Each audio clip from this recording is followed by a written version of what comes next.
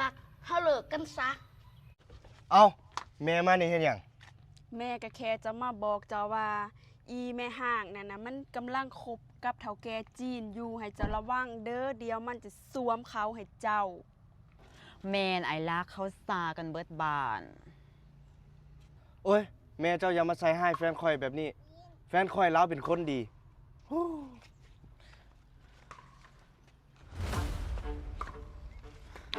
นี่กินน้ำก่อนลูกเจ้าให้พอมาหับ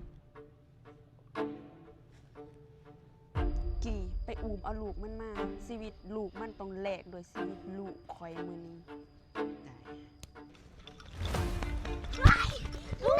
แม่ช่วยลูกนะมึงเซ็นยังลูกกูมึงปล่อยลูกกูเดี๋ยวนี้ถ้ามึงอยากได้ลูกมึงคืนมึงเฮ็ดจังไดก็ได้ให้ลูกชายกูเลิกกับมึงชีวิตลูกมึงต้องแลกกับชีวิตลูกกูขนาดมึงยังหักลูกมึงกูก็หักลูกกูคือกันกูอยากให้ลูกกูมีอนาคตที่ดีบ่ต้องไปหักกับแม่ห่างลูกติดคือมึงกูให้เวลามึงหอดมืออื่น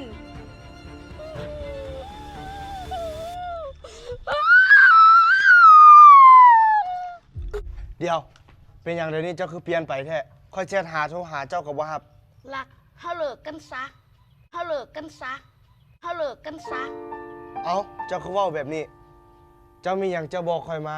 เป็นพ่อแม่คอยเป็นบ่มันบ่ได้เป็นย้อนไผดอกขอแค่อยากมีชีวิตที่ดีความหักมันกินบ่ได้บ่คิดเลยว่าเจ้าสิเป็นคนแบบนี้คอยผิดเองที่คอยบ่เชื่อแม่คอยแต่แรก